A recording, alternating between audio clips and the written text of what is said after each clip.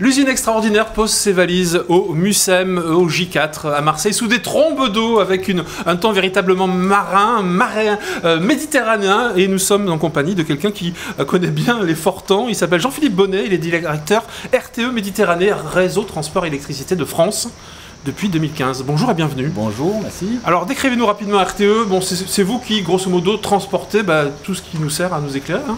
Oui, RTE est une entreprise publique qui est en charge de gérer le réseau de transport d'électricité en France.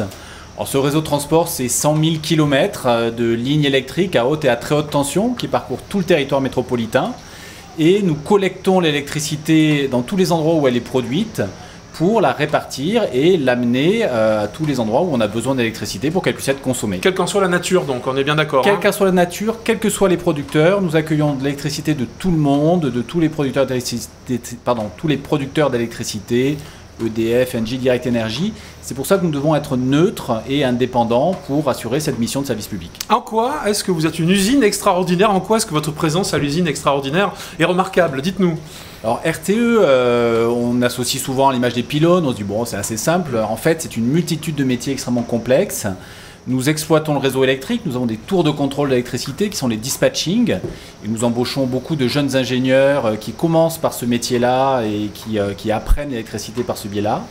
Mais nous assurons aussi la maintenance du réseau. Nous avons des gens qui sont compétents pour monter aux pylônes, pour aller entretenir des postes électriques, des systèmes extrêmement complexes.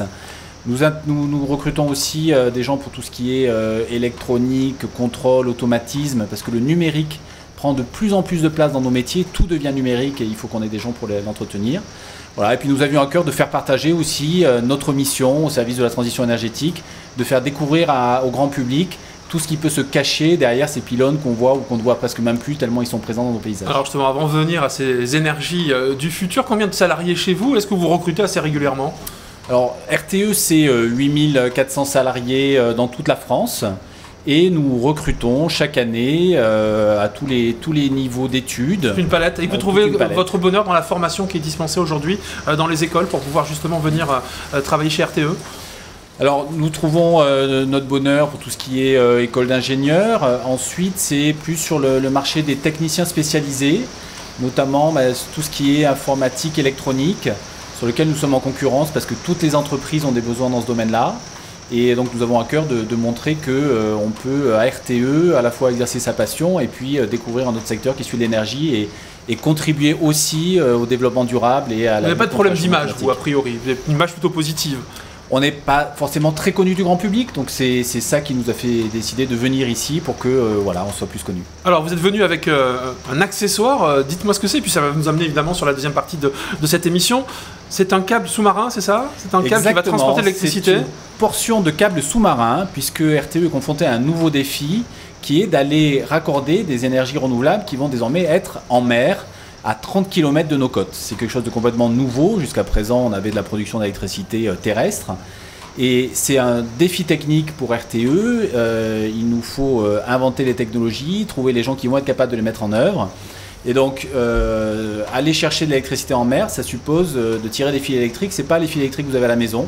Vous voyez, c'est quand même des très gros câbles. C'est beaucoup plus épais, évidemment. C'est très épais, c'est très costaud. On a le métal pour transporter le courant, mais on a aussi, ça se voit moins, de la fibre optique parce qu'il faut pouvoir communiquer avec ce qui va se passer là-bas. Et puis, une fois arrivé au bout, il ne suffit pas de connecter ça à l'éolienne. Il faut, on a une espèce de domino, de tableau électrique. Pour nous, ça prendra la forme d'une plateforme offshore. Il y en a une du côté de Fos-sur-Mer, en tout cas. Il y en a qui sont dans l'Aude également, si je ne me trompe pas. Port-Saint-Louis-du-Rhône, peut-être, pour être plus précis. Alors voilà, le développement se fait en deux phases. Pour l'instant, nous sommes en train d'accorder des fermes pilotes où il y aura 3 éoliennes, un seul câble, pas de plateforme en mer. Mais l'objectif, c'est d'ici 4-5 ans de lancer la réalisation de grands parcs avec 20-30 éoliennes. Et là, il faudra mettre en place une plateforme de transformation et des câbles d'encore plus forte puissance.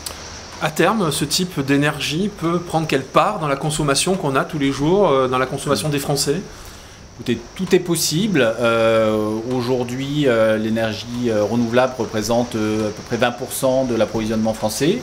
On peut monter 50, 60, même jusqu'à 100%. La ministre récemment a invité à réfléchir à ce genre de choses. RTE travaille déjà sur ces scénarios, éclaire le gouvernement. Nous, notre mission, c'est de s'assurer que même à 100% d'énergie renouvelable, il y aura toujours, à tout moment, assez d'électricité pour tout le monde. Et on se dote des technologies qui nous permettront de faire ça. Le site de Port-Saint-Louis, celui de Fos, avec une arrivée du côté de la centrale EDF de Ponto, si je ne me trompe pas. Le site dans l'Aude également. Il y en a un qui est privilégié, parce que pour le moment, on était encore en phase d'études, de réflexion.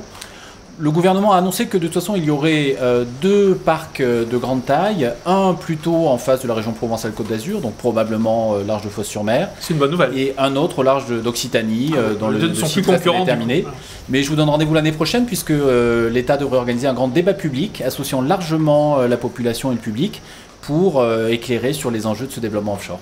Écoutez, rendez-vous est pris. Merci à vous, Jean-Philippe Bonnet, délégué RTE Méditerranée, d'avoir été sur ce plateau de l'usine extraordinaire qui se poursuit malgré des conditions météo qui se dégradent au fil des minutes. Mais on est bien là, ici, fidèle au rendez-vous.